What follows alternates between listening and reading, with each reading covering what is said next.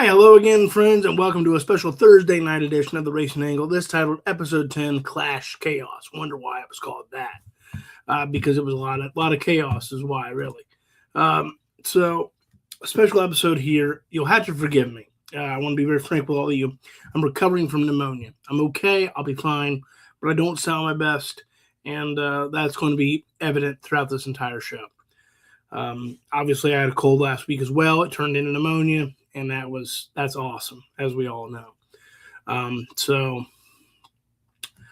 Again, I apologize for how I'm sounding. I sound much better than I would have yesterday, for what it's worth. But you'll have to bear with me for this hour if there's some coughs and some hiccups, and I might say something and nothing's coming out. So you'll just have to, again, bear with me, and we'll do the best we can we plan to do the full hour, but if for some reason I just can't do it, 45 minutes will be all right too. All right, so there's a lot to talk about, and there's a little time to get there. But first, I want to do a quick, and I'm going to do it. I'm going to do it on the fly right here. Producer Peyton's not ready for this. I want to do a quick hot lap headlines.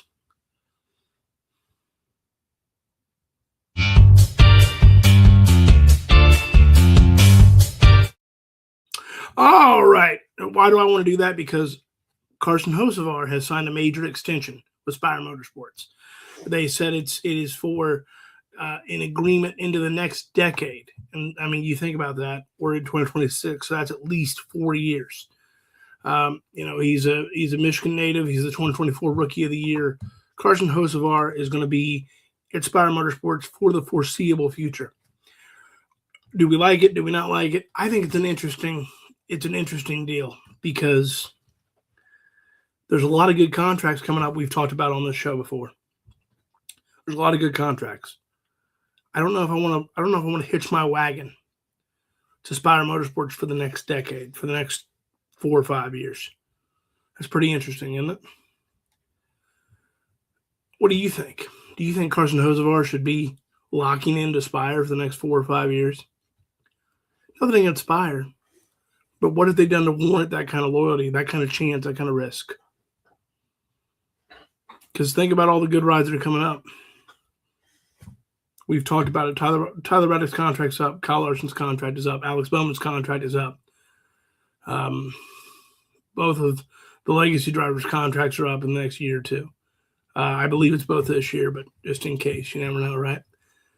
So there's so many different options. We know Kyle Busch's contract is up with RCR. And so it's interesting to me that Carson Hocevar, with such high upside, would take that kind of chance. It's good for Spire. It gives them that stability they desperately need. I'm not putting down Spire. I just think it's a risky call if you're Carson Hocevar. I really do. And so, for the next, he said in the press release, I love to race, and there's no better place to race than here. I'm not putting down Spire. I'm not. But why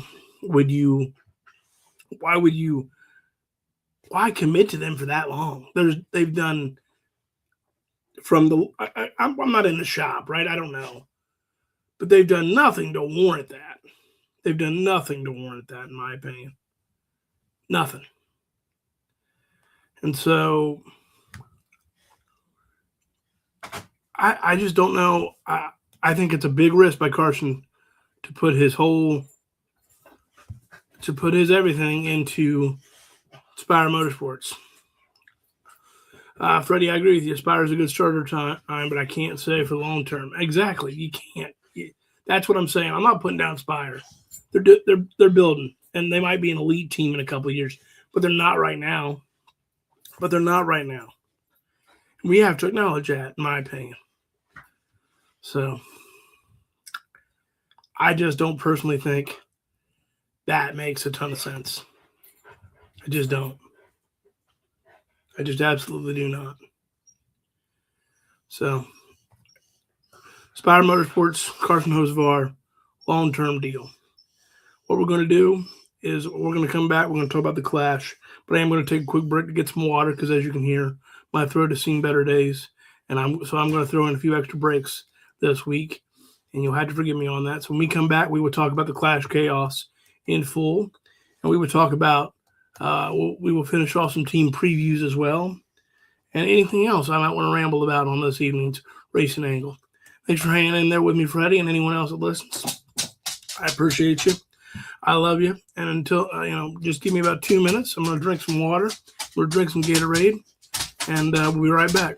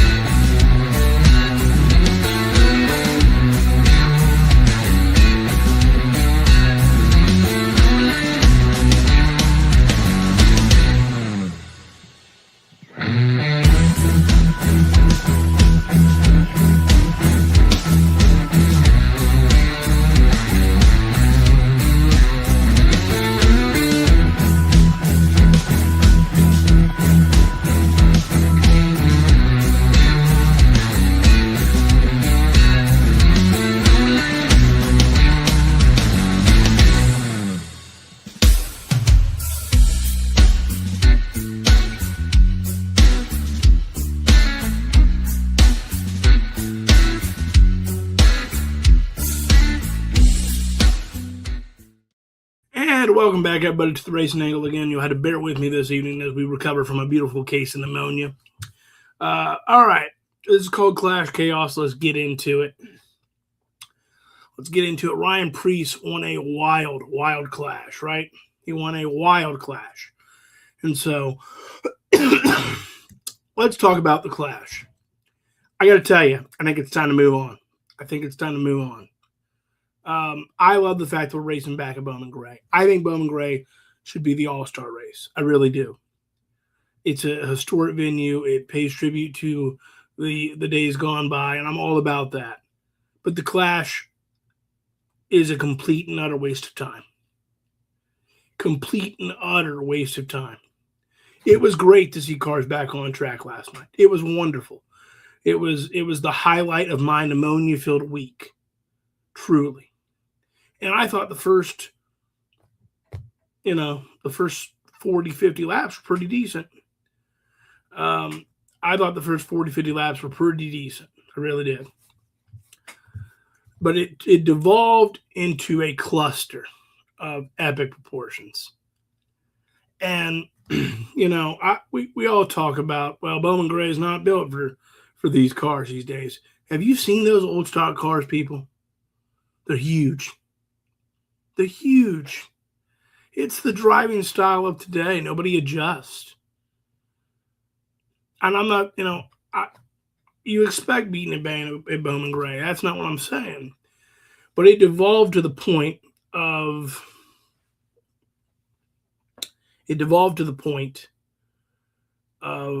what are we doing? It felt bumper car-ish. Yeah, Freddie says the Last Chance Qualifier was a fantastic race. Completely agree. I'm not saying you're not going to have physicality at Bowman Gray. You, of course, will. Look at the place, right? It's a football stadium with a racetrack. You will have that. But what it devolved into as the night went on does not sell what the sport is or should be or could be. I believe the race was 50 miles in distance. It took us 3.5 hours to get 50 miles. Now, some of that, of course, was due to Mother Nature. Mother Nature was not on the side of NASCAR this week, and frankly, I'm not too surprised by that because let's be honest, we got pretty lucky last year weather-wise. We did, and so I'm not expecting a ton of great luck this year. Yes, Daytona was rain delayed, but we got her in, and I don't know if we raced on Monday last year, so I'm expecting some wild times. But it just devolved to a point of, what are we doing? I still think the halftime thing is dumb. The 8-minute break. It's not as dumb as it was with Wiz Khalifa, don't get me wrong. And I'm not hating on Wiz Khalifa. If that's your thing, that's your thing. I'm just saying, this is NASCAR. It's not the Super Bowl.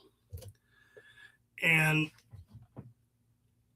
I just don't understand how that sells people on what the sport is. And it's a whole lot of effort and a whole lot of time for what? Some money? Now, I know everybody was screaming this week, well, we'll just cancel it. Quite frankly, that is a silly, asinine take.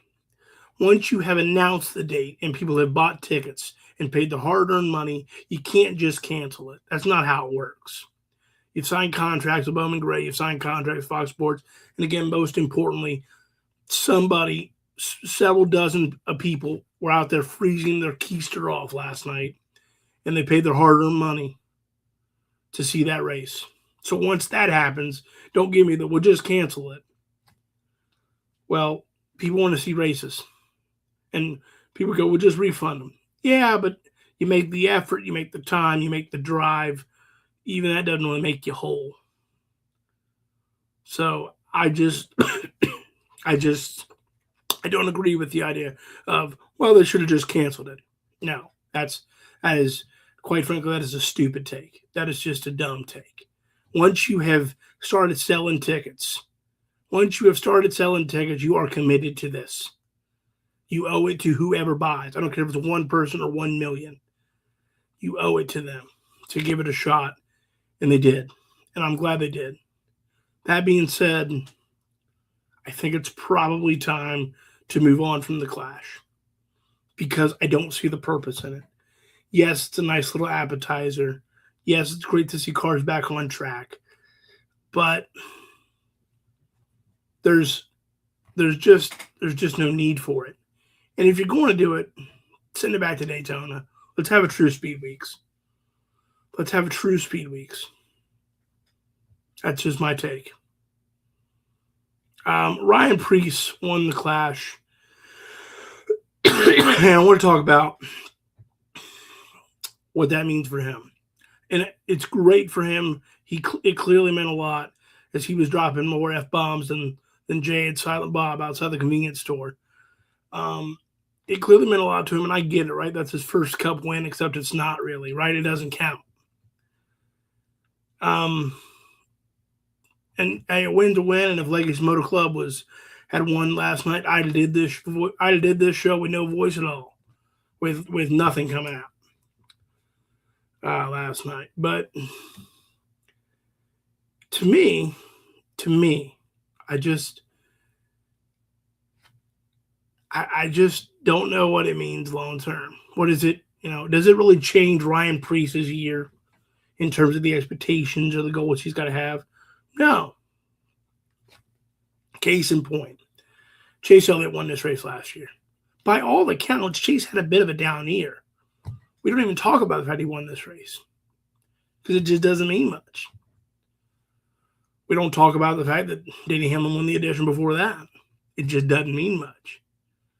And so I don't mean to put it down. I don't. It's great for Ryan Preece. It clearly meant a lot to him. Freddie says bring the Clash to Smyrna or Hickory. I would be all right with Hickory. I'd be all right with that. But again, maybe we just ought to put it back at Daytona. Maybe we ought to just put it back at Daytona. Freddie says it was good for Priest and it was good for RFK in general. It is, absolutely. If Priest does get a cup win, he'll be on a plate track right in New Hampshire. I could certainly see that, right? He's a short track guy, and that proved itself last night. The Coca-Cola car back in Victory Lane, by the way, right? And so that's always kind of cool to see for some of us.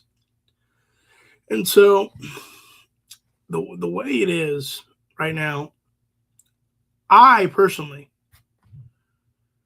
I don't know what it means for Ryan Preece long term. I don't think it changes anything. I don't think it makes his seat any hotter. And you might go, well, why is his seat out, Logan? Simple.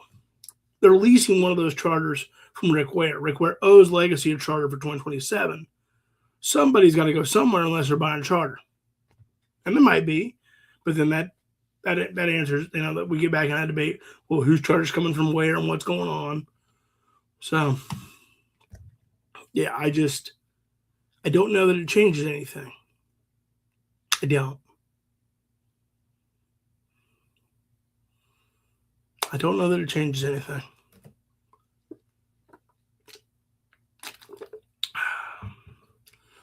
And so, for me,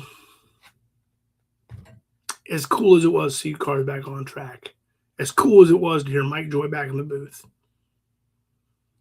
it might be time. Let's just call it a day on the Clash or move it back to Daytona at worst. Because it's just not worth the effort as a sport. As a sport and as a fan base, it's not worth the effort.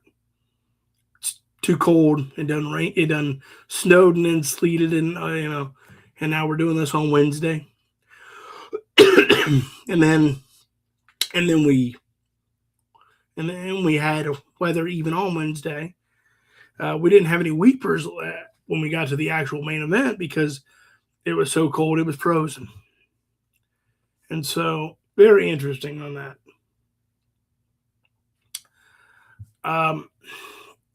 Alex Bowman didn't do himself any favors. He didn't look very good last night. Austin Cindric did make the main show, so I guess he did himself some favors. Corey LaJoy did all he could do to make the show and came up just one spot short. So, his motivation will be high next week going into Daytona. And, what a cluster. What a cluster. Josh Berry looked great in the last chance qualifier again. He did last year as well. He won it. And so, what a very, very interesting night at Bowman Gray. But here's my take. Again, put it back to Daytona when it comes to the Clash. I would give Bowman Gray the All-Star race, at least for next year. And before anyone says, well, look at that quality race we got last night. Forget about the quality of race.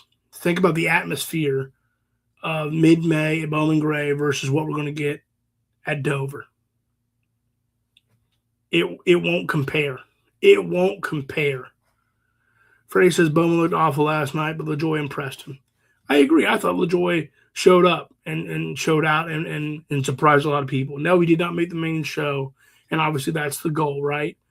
But he was certainly in the conversation. He certainly is in people's heads going into Daytona, where he'll attempt to qualify for the 500 next week. And so we'll see how he does. Personally, I think he's got a good shot of making the race.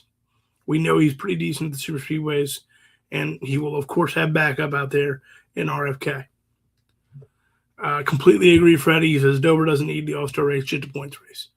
You ain't wrong, brother. You ain't wrong. The idea of Dover hosting the All-Star race is nothing short of silly. I don't understand. We can't even do it under the lights. I mean, it's nothing short of silly. I don't know who greenlit that and said, yeah, let's approve that. I think that's pretty silly. That's as nice as I'll be. That's as nice as I'll be. So, I I don't know about all that. I don't know about all that, folks. All right. So, other Clash takeaways. Again, I thought Josh Berry looked good. I thought Josh Berry looked good. He continued to look good. Like I said, he won that last chance qualifier last year. I was disappointed to see my boys at Legacy Motor Club not make the race yet again. John Hunter Nemechek did look okay. He did look okay, especially in the first half of the last chance qualifier. And then I think his car and his tires faded a little bit. Eric Jones never did look that strong, unfortunately. So, but the last chance qualifier for the second straight year, in my opinion, was the better race. Now, again, I do want to point out, as I said earlier, I thought the first 40, 50 laps of the main event was pretty good. I mean, maybe not the most exciting, but it wasn't going to be the devolved chaos that was what it ended up being. And so, just a pretty interesting night. Again, you had to pardon some of the coughs, but we're hanging in there as best we can do it. So, we're now done with Bowman Gray. We're done with the Clash. We have finally done the event. And now it's finally time to move on to Daytona. 1 week from yesterday, they'll be doing some qualifying. They'll set the front row at Daytona, and we'll break that down next week on the Racing Angle, where good Lord willing, I'll be long past pneumonia. And we're excited about that. And then, of course, you got the Daytona duels. They're going to be a fantastic event. And then you'll have practice, and you, of course, will have the main event on February 15th. And that is Peyton and I's idea of one hell of a Valentine's Day weekend. So with that, we're going to take a quick break. And when we come back, we're going to do some more team previews. And we might give some more Clash thoughts. We might give some more thoughts about whatever else. You never know. But give us a few more minutes. I'm going to drink some more water, and then we'll do some team previews. So don't you move a move. Thanks for tuning in. Thanks for bearing with me. Be right back.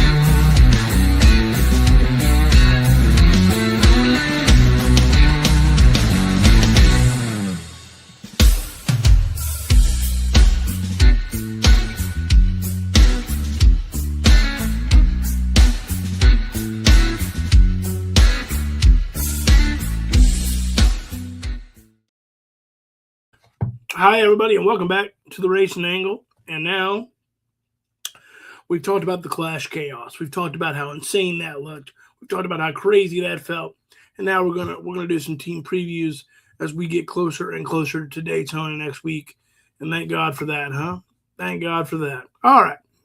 The first team we want to talk about tonight is Front Row Motorsports. They, of course, are a Ford manufacturer. They got the 3 full-time cars in Todd Gilliland in the 34. They got Zane Smith in the 38. And they got the wild card, Noah Gragson, in the number 4.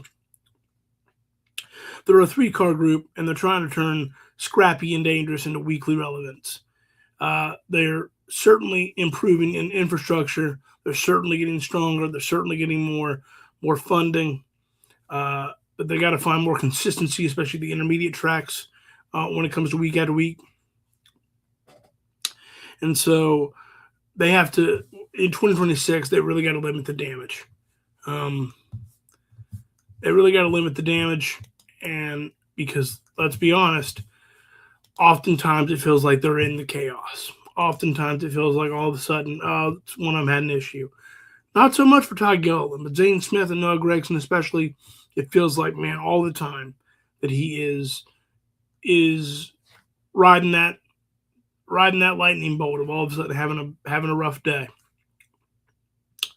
So they gotta have damage control in 2026 as you head to the chase era. They gotta have more steady top 15s and top 10s accumulations. They need fewer DNFs and fewer penalties, essentially more boring days. Now, if you look at the 34 Todd Gilliland, he is their point stabilizer, right? He's kind of taken the role that Michael McDowell had. He's got that calm execution. He can grind out results when the car isn't elite. But he's got to turn those solid, respectable days into more top 10s. And then Zane Smith in the 38, he's got that multi-year extension. FRM is clearly investing in his ceiling. He has flashes of speed, especially the places where Ford is strong and his growth curve is trending up. But again, he's got to improve the consistency in avoiding point-draining finishes. And then Noah Gragson, he's an emotional X factor, right? He's got big days when it hits, but he's got big point losses when it doesn't hit. He's aggressive. He can be confident, but he needs to be a little bit better about living to fight on next week, especially in this now back to the chase era. So if you're looking at their 2026, you're hoping for regular top 15s, maybe a few surprise top 10s. Maybe they surprise you at a super speedway and can win, but they look more like a wild card than a weekly threat at this particular juncture. I think it's a big year for I think it's a big year for Noah Gragson especially. I think he just has not been very good in that 4 car. He wasn't great in the 42 either, but he really has not been good in that 4 car. I think it's a big year for him in terms of, because there's always a young up-and-coming prospect that you can stick in a car like that, because how quickly has Noah Gragson gone from up-and-coming prospect to just another name in the field? It wasn't that long ago he was hitting the gritty in Victory Lane, Virginia Motorsports, but it feels like a lifetime ago. It feels like a lifetime ago. It absolutely does. And so Freddie says, I'm sorry to say this, but FRM hasn't been the same since Michael McDowell left. True. Absolutely 100% true. He was the stabilizer. Again, Todd Gilliland has done a pretty decent job of taking that role. But Michael McDowell was the guy that you felt, because we know he's got the Daytona success. We know he's got the road course success. And nobody right now at that organization has that kind of pedigree, has that kind of resume. And it shows. Because you would never be overly stunned if Michael McDowell won at a super speedway or a road course. But right now you would be if any of the 3 that are currently there would win. I mean, I guess maybe not at a super speedway because anything can happen there. But Michael McDowell is a consistent contender at the super speedways. And I can't say that about any of the 3 that are there right now. And that's not knocking them. It's just the numbers are what the numbers are. And so, yeah, they've taken a step back, and I'm not surprised by that. Again, he was their anchor, and I still kind of wonder why and how and what happened there. I really do, because Michael McDowell just feels like he's meant to be a front row. Doesn't he? Doesn't Michael McDowell feel like he's meant to be a front row? It's still taking some getting used to him being over at Spire. Absolutely it is. And so it just, I wonder what happened there. I wonder why. I wonder all those things. So.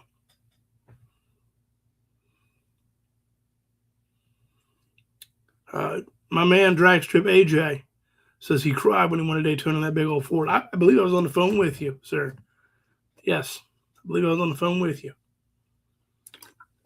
But Michael McDowell feels like he's meant to be at front row. Front row doesn't feel nearly as relevant without him. Michael McDowell is a guy that can surprise you any week. I can't say that about the three young guns at front row right now. I can't. I wish I could. It's better for the sport. But I can't. I absolutely cannot. I think it's a big year for Noah Gragson. I think he's quickly gone from up-and-coming prospect to irrelevant. To absolutely irrelevant. Is he? In what way, Freddie? I'm not.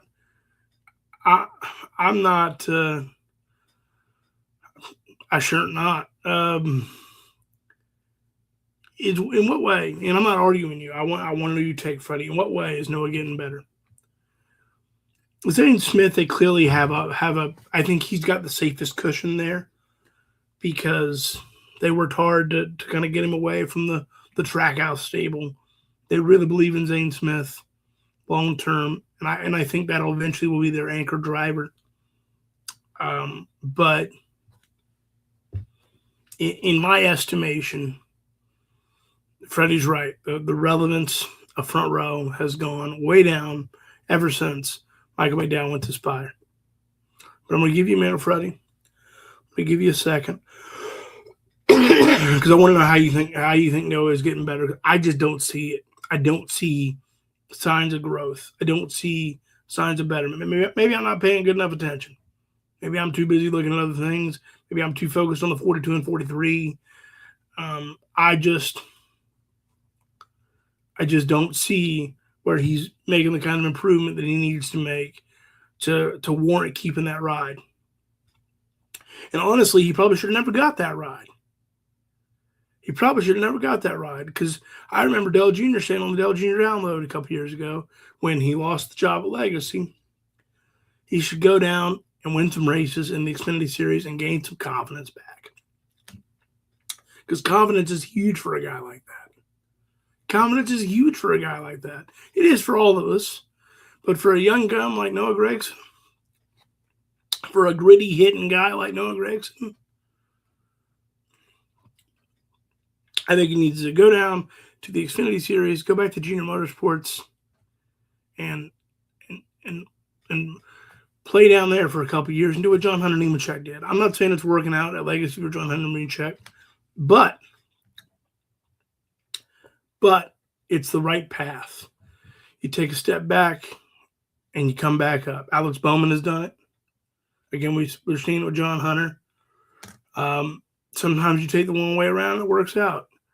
It's working out okay for Josh Berry. I don't see it for him. I don't. Freddie says he thinks Noah has something there, just taking a bit longer to come around. I'm not giving up on him as a whole. I just don't think he's in the right spot. I think he should have did what Dale Jr. said on the Dale Jr. Download a few years ago, which is go down the Xfinity Series of the Truck Series and win some races, get some things under your belt. Because, again, confidence is key. Confidence is everything. And so that's just something to keep in mind, folks. Confidence is everything. All right, we're talking about some Spire Motorsports. That's the other team I want to discuss tonight. Of course, they're a Chevrolet manufacturer. They got the 3 full-time cars. The new face of the joint is Daniel Suarez. He'll be in the number 7. Of course, you got Michael McDowell back in the 71, and Carson Hocevar, who just signed a long-term extension with Spire Motorsports back in the 77, and appears he will be there for years to come. They're transitioning from scrappy to serious. They got some veteran stability and some young upside. Michael McDowell and Daniel Suarez serve as the veterans, of course, and then we all know the ceiling for Carson Hocevar is huge. We all believe he's a blue chipper, a blue chip prospect. We've heard a lot about how the program direction is changing all the time. There's been rumors of they've got a big time sponsor, they've got big time money, and we don't quite know where it comes from, but it hasn't necessarily transitioned into big time results. Michael McDowell has brought steady execution and qualifying speed flashes. Hocevar continues to show upside, and he's got that rookie style, volatility. He's very aggressive, kind of like Ross Chastain a few years ago. And then Mr. H said whatever he said, and frankly, kind of neutered him. Let's be honest. Freddie says Daniel Spire might be an okay spot for him. I don't know how many chances Daniel Suarez is going to get. I mean, is he really worthy of? Yes, he's got to win at Sonoma, and winning in the Cup Series, winning in any of the National 3 Series is hard, very, very hard. If it was easy, it would be a lot more winners throughout the year. There's a reason that in the playoff era, we never got those 16 winners because it's hard to do. Very hard. Incredibly. And so I want to acknowledge that. But we'll see. Their biggest limiter is there's not enough week-to-week top 10 pace across the full organization. Of course, now they need consistency. Those win or bust gambles won't really matter as much because the winning you're in is gone. 3 cars does mean more data, but also it's more opportunities for execution mistakes. Daniel Suarez, I think he could get you win at one of those road courses if somehow SVG could have a bad day. We know that he has a ton of experience in stabilizing programs. He's been at Trackhouse the last several years, and credit to him, he's one of the reasons they're where they're at, and we should acknowledge that. And he has certainly been in worse spots than Spire. Remember, he had that year where he was with Gaunt Brothers Racing and even missed the Daytona 500 because they didn't have a charter. He needs a fast start because that new team pressure is real, even for veterans, and he needs to avoid those early season points holes. If the execution is clean, I think he could be a fringe chase contender. I really do. Because again, he's not flashy. He's not flashy at all. But he could scrap his way in there. You can piece together some top 15s, some top 10s, some top 20s, and not so much 36th. And if you do that consistently over the course of a season in this new era, I think you can talk about being 15th or 16th in points. And so that's a good thing for him. Michael McDowell is certainly the professional points racer of the group. We know his road course prowess. We know his super speedway prowess. We know how he can get qualifying speed upside. And he's been in any situation you can think about. He's got to be the cool hand Luke of the group because there's no place he hasn't been. He does need a little bit more intermediate track consistency to stack points weekly. And I think that'll probably come with more familiarity in the organization. But remember, that's a big challenge. Michael McDowell leaving front row and then coming over to Spire. And that takes time to build that familiarity back up. I think he could be a fringe contender for the chase. Again, it doesn't necessarily help the NASCAR is limiting the road courses, but he just knows how to get the most out of his equipment, in my opinion. And then Carson Hocevar has got the highest ceiling and the highest volatility I think I've seen in quite some time. Certainly he's the highest this year because he's got the raw speed. He's fearless. He's not there to make friends, but he needs fewer self-inflicted bad finishes and he needs to figure out how to live for next week. The chase format punishes the kind of chaos he can provide. If his maturity is jumping, then he can really absolutely be a breakout candidate this year. I'm going to go ahead and say it. I think Carson Hocevar does get a win. I really do. I don't know where, but I just feel like he was awful close last year, and I think he's going to find a way to get one.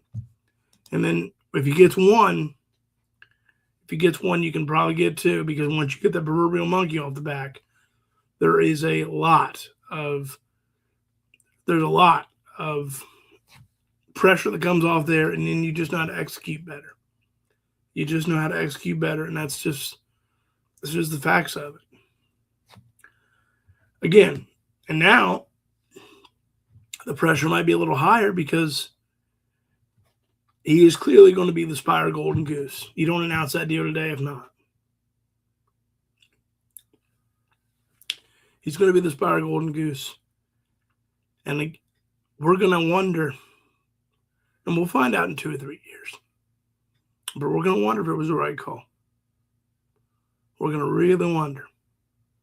Because what rides will open up? What rides could he fit in? And it's not to say that he can't go somewhere else. It's not to say that. But contracts can be broken. But it is really surprising to me that he is going to hitch his wagon to Spire, as I've talked about earlier in the show. AJ says the era of the long-term contract with food chains as sponsors is here. And I think there's a great argument for that, right? I don't disagree. I just don't know that Spire has done enough to warrant that kind of, because again, great rides could be open. It could be. I know Austin Cinder's contract's coming due. Tyler Reddick's contract's coming due. Kyle Larson's contract's coming due. Now, does that mean all of them are leaving? No. Maybe none of them do. But maybe one of them do. Maybe two of them do. And so, and I feel like Carson Hocevar would be a guy that would be a candidate for a Hendrick Motorsports. He'd be a candidate for any of those teams because he does have that high upside. He does have that marketability. He knows there's just something likable about him. He knows how to lean into what people like. You know, the ride the Dente thing. But even at Legacy, he was making Martinsville hot dogs with Richard Petty and he's got the Twitch streams, and he knows how to market, and he knows how to sell, and he is just a breath of fresh air in this era of not so much personality, right? And so, very interesting. Very interesting. This is going to be not only will it be a Carson Hocevar defining deal, it will be a Spire defining deal. And I mean that. That's going to be, we're going to go, man, that could have really, this is either going to be the move that we go. That was the start of them taking that next step that we thought they were going to take a couple of years ago. Because again, there's been rumors of where money's coming from and all that. Or we're going to say that was the move where Carson Hocevar cost himself. Because he hitched his wagon to Spire Motorsports, who never lived up to what we thought they could. We won't know that for another 2-3 seasons. But it's a defining moment one way or the other.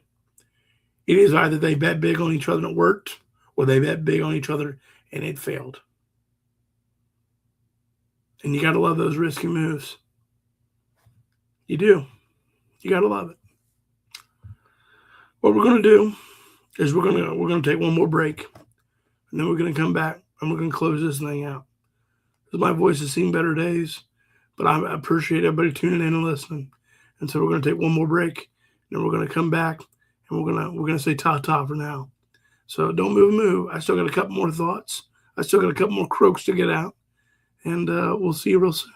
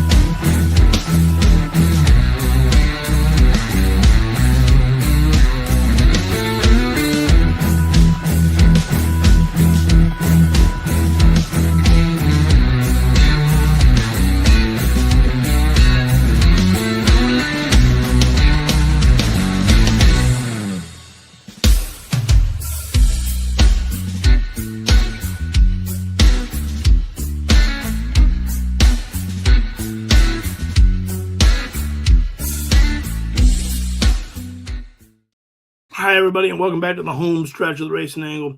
I do want to say, if you haven't subscribed to the channel already, please hit that subscribe button and give us a follow on all the socials if you haven't already as well. We do appreciate it. I appreciate you tuning in here with me this week and bearing with me while I battle through some health issues where I sound a little worse than I actually am. So by next week, we should be in tip-top.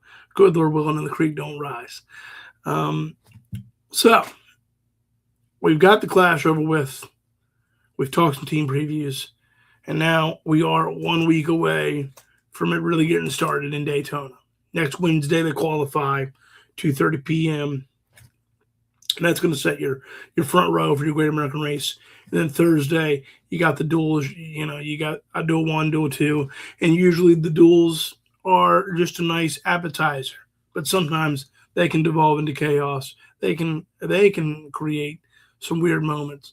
Who could forget last year when Eric Jones thought that he won one of the duels, and it turned out that was Austin Cindric. It broke my heart. It broke my ticker. It was a real, there was some memes and gifs made of that Eric Jones face right after the start finish line there, as he was about to get the interview, and then he was declared not the winner. So some tough stuff. Then, of course, you got the Truck Series.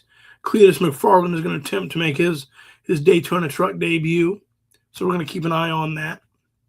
And then on Saturday, on Valentine's Day, in between your hot dates, they're going to be on the CW and at Daytona. And frankly, that's where your hot date should be. You ought to get in front of the TV with some food, with some whatever your favorite beverages are, with your lady or your guy or whomever, and got to watch the race on Saturday. And then we have the Great American Race on Sunday, February 15th. And isn't it just so beautiful that we're talking about Daytona? Isn't it so beautiful that it's almost here? Isn't it so beautiful? It's just gorgeous. And frankly, I don't care if I can't croak out a sound next week. I'll do a damn show because it's Daytona. And so with that, look, just to recap, I think we ought to move the Clash back to Daytona or scrap it. Bowman Gray, have it be the All-Star race. The atmosphere would make it worth it alone for 1 year. Big years for Noah Gragson, Ryan Preece, guys like that.